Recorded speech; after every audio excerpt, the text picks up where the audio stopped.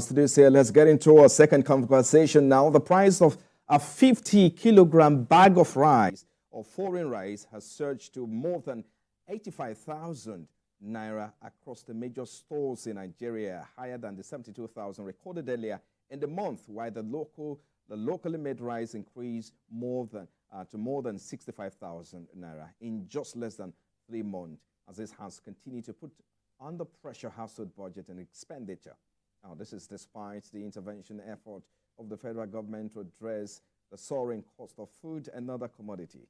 According to the latest Rice Outlook report by the Economic Research Service of the U.S. Department of Agriculture, it says that the Nigeria is projected to import about 2.1 million metric tons of rice in 2024, which may make the country the top rice buyer globally.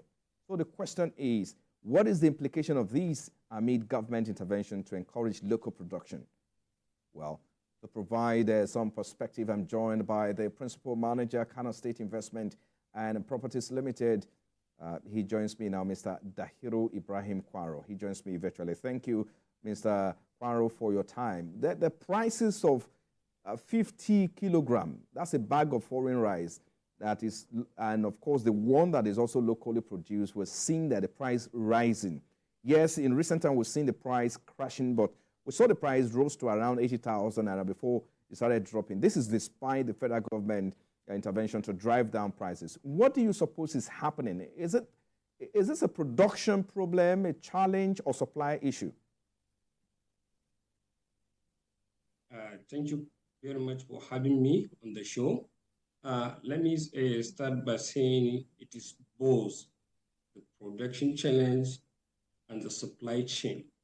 So what I mean is that when I say the production challenge is that the source of these grains is within the northern part of Nigeria.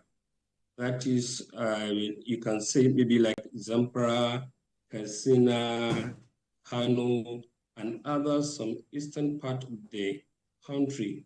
Those are the places majorly we are sourcing those grains, and there is largely insecurity or bandit in that place. They will allow you to even make or plant your whatever you want to plant, but at the time of harvesting, you will not have anything. They will either burn everything into ash, or they will kidnap you, or anything else that invariably there's nothing you can have. As such, that supply that you're supposed to produce, invariably, you are not going to supply what you are going to produce to the market. So as such, there is shortage in supply. So definitely the price is going to skyrocket. And this is what I would say in the supply, in the production side. The same thing in the supply side is that when we are having the distortion, maybe the distortion in the sense is that there is ban previously in the transaction activities in Niger border and other places in that axis. So that also put pressure in the gap of maybe rice that we are importing. You know, something that I supposed to have made mention, we are consuming to maybe some of the president of rice farmers associations has put in place that we are consuming about 9 billion metric ton. According to the report by the Apex 2023 wet season, they put it at maybe 7. So we are largely having a gap. So that gap, how are we going to reduce that gap, that deficit? So we are sourcing it, maybe some of them from Niger and other places, and there is ban. So that means from the supply side, there is restriction. So definitely if there is restriction, everything, the supply, the price will go up if there is restriction in the supply in the market. So when you That's talk what about, I okay, feel is making it to go up. okay, I just wanted to ask, so talk about the supply side, for instance. What do we need to do, to make up for that inadequacies in the immediate term? The prices are, out of the roof, or I mean, gone up through the roof. What do we need to do? Because recently, food inflation data from the National Bureau of Statistics revealed that the food inflation rose to around 35.71% in January alone, and this is the highest since August 2005. So for the man in the street, she's wondering why the price of rice rose from about 15 to 25,000 naira a few years ago to around 80,000 naira now. So what do you think needs to be done to crush the price in the immediate term? Thank you very much. The government, before this time, there is a removal of subsidy. Those money that accumulated by the federal government, they're supposed to have used this to tackle the security first.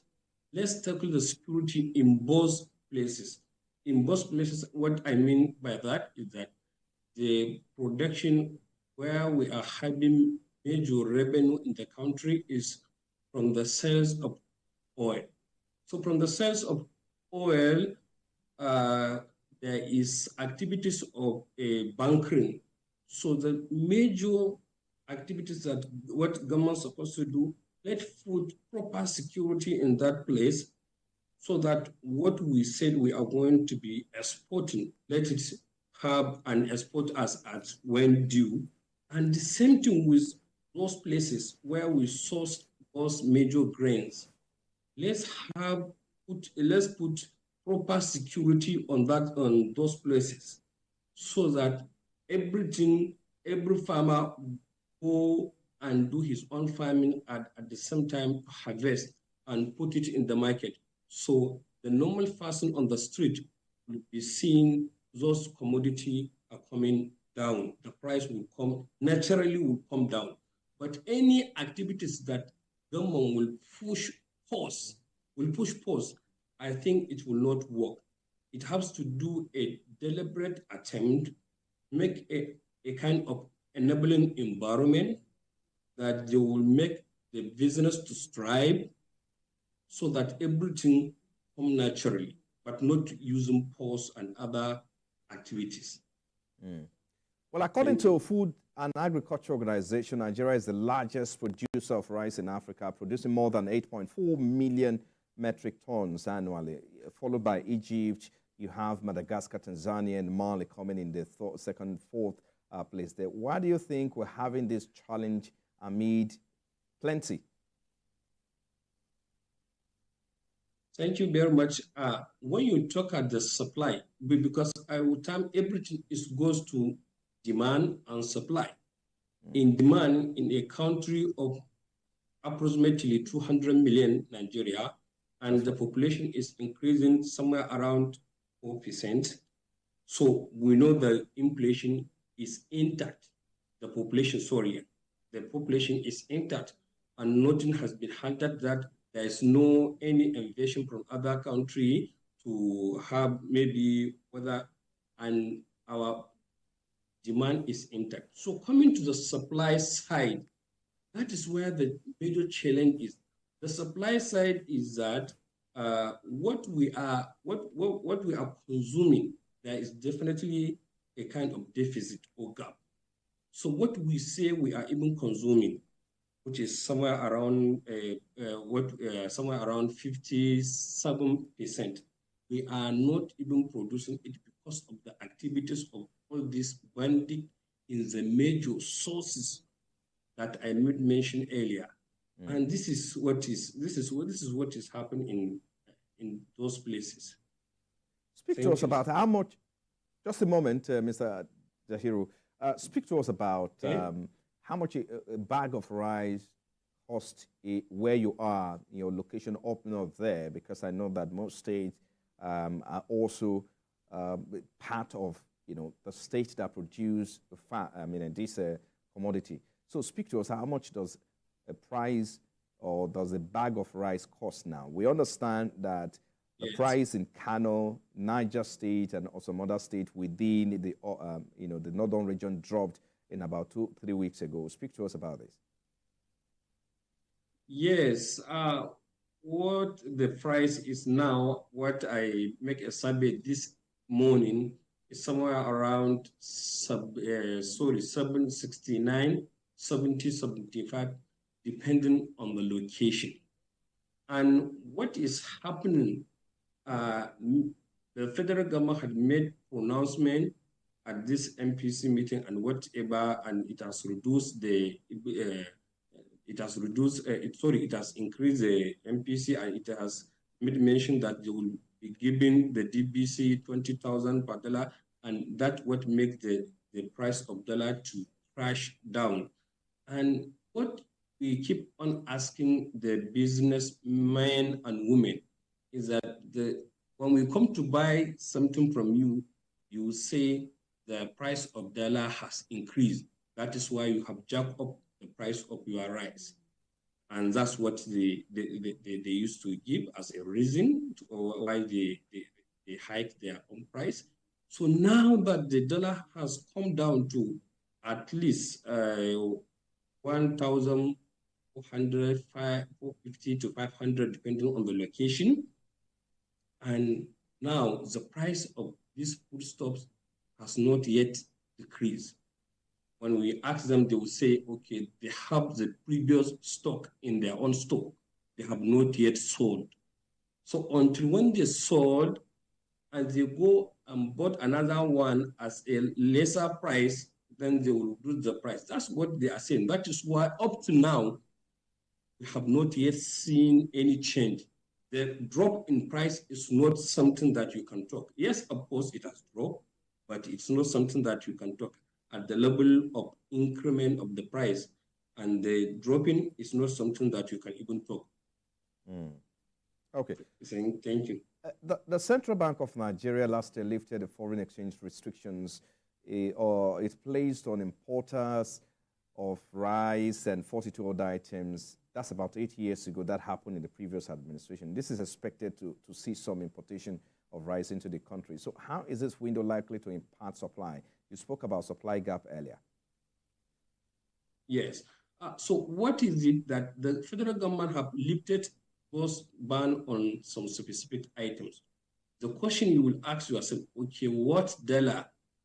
Who is going to give you the dollar at an official rate to go and export those things that federal government asks you to go and import? Who is going to give you the dollar? The dollar, you are going to source it invariably at the black market, at the parallel market, so to say, at the parallel market at an exorbitant price.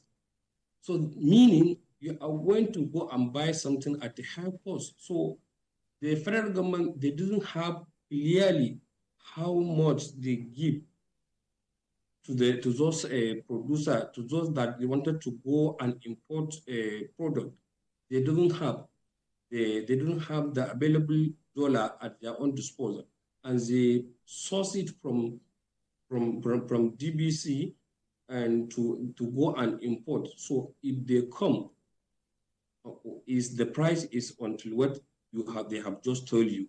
They will just tell you the story saying that this is what I bought, this is how it is, because they didn't have their own dollar from the official rate.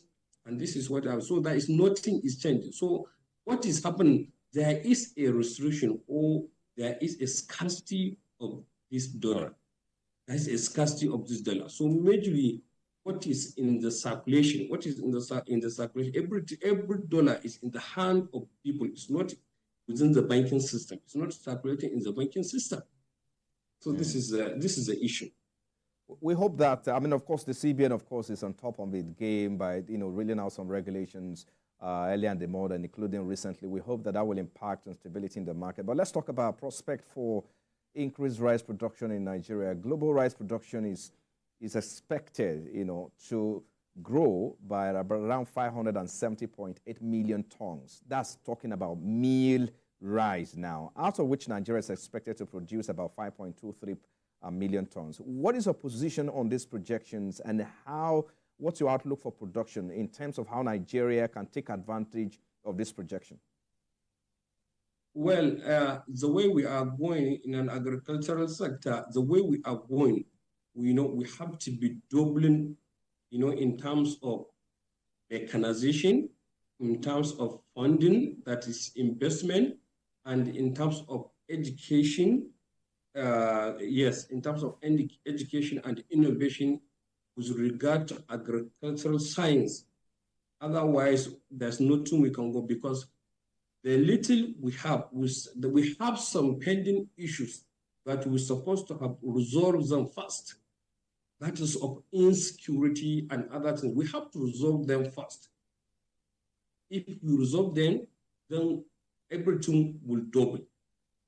Because what we used to produce previous years, we have not been able to produce them right now. So that means our job now is to correct what is at the back. What we are doing previously, let us correct it by doing the needful in terms of security and other things. That is the major challenge. Okay. Yes, sir. I'm going to let you go in a moment, Mr. Kwaro. I need you to speak to the decision by ECOWAS last Saturday to lift sanctions imposed on Niger Republic over last year's coup. How will this impact cross-border trade activities between Nigeria and Niger? Honestly speaking, this is a commendable, and this is a something that I help them. Because this is activities that they're supposed to have done for a humanitarian need, because there is largely economic activities and trading between Niger and those borders in the north. So lifting of the ban, the economic activities will strive. So the hardship will definitely come down. Those gaps of the rice that we say we have it in Nigeria, we used to augment it with the rice that we are getting from those places. So lifting the ban is something commendable, and it, especially at the time when the holy month of Ramadan is approaching, and this is highly commendable. It's a great something from the ECOWAS community. Thank you. That's all we have time for. Thank you so much for your time. We've been speaking with Mr. Kwaro, who is the principal manager at Kano State Investment and Properties Limited. Thank you for coming on Business Nigeria. It's now time to review trading activities at the Nigerian Exchange, and of course, ECOP will be joining me live